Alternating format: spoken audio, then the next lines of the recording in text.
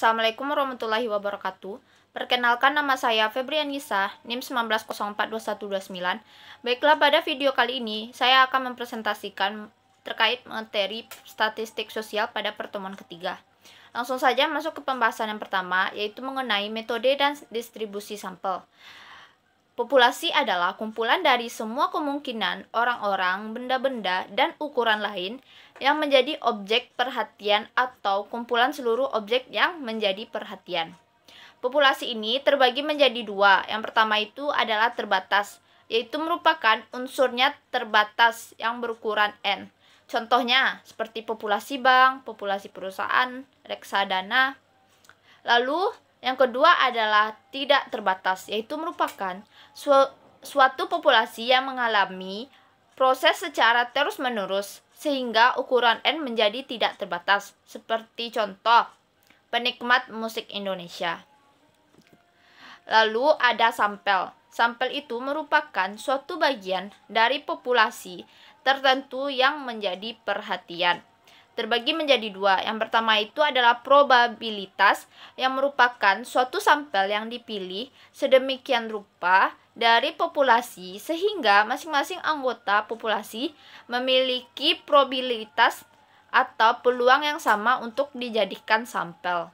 Lalu yang kedua ada non-probabilitas, yang merupakan suatu sampel yang dipilih sedemikian rupa dari populasi sehingga setiap anggota tidak memiliki probabilitas atau peluang yang sama untuk dijadikan sampel. Lalu masuk pada distribusi sampel.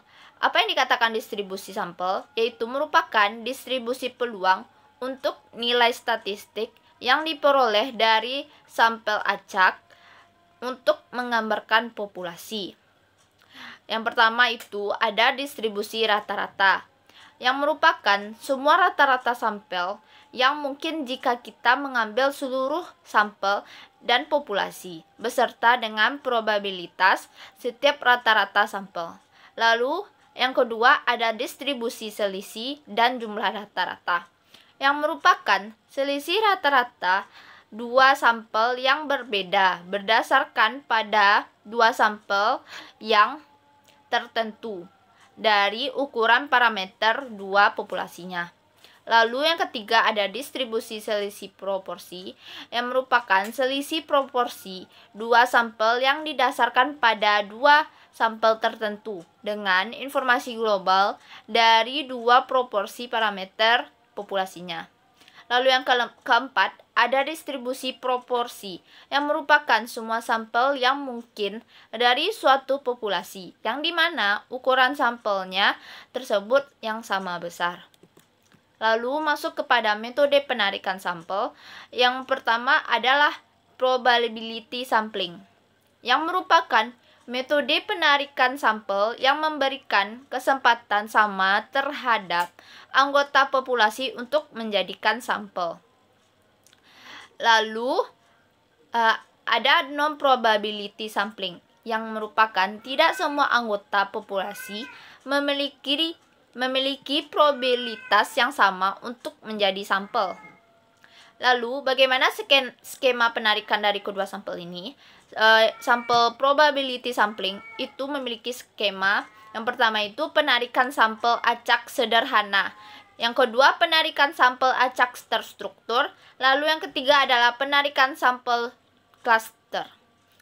Sedangkan skema penarikan non-probability sampling, yang pertama itu adalah penarikan sampel sistematis, lalu yang kedua penarikan sampel kuota, lalu yang ketiga penarikan sampel proporsinya, dan keempat snowball sampling. Lalu kita masuk kepada analisis validasi data dan realitas data. Apa yang masuk analisis data? Yaitu merupakan proses mencari dan menyusun secara sistematis data-data yang diperoleh dari hasil wawancara, catatan lapangan, dan dokumentasi dengan cara mengorganisasikan data ke dalam kategori, menjabarkan ke dalam unit-unit, lalu melakukan sintesa, menyusun ke dalam pola, dan memilih mana yang penting yang akan dipelajari dan membuat kesimpulan sehingga mudah dipahami oleh diri sendiri maupun orang lain. Lalu yang kedua adalah validasi data, yang merupakan derajat ketepatan antara data yang terjadi pada objek penelitian dengan daya yang dilaporkan oleh peneliti. Lalu ada realitas data yang merupakan indeks yang menunjukkan sejauh mana suatu alat pengukur dipakai.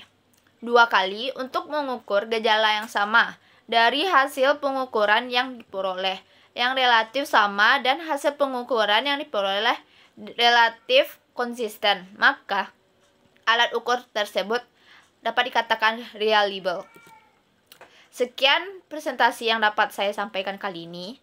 Mohon maaf apabila ada kesalahan. Assalamualaikum warahmatullahi wabarakatuh.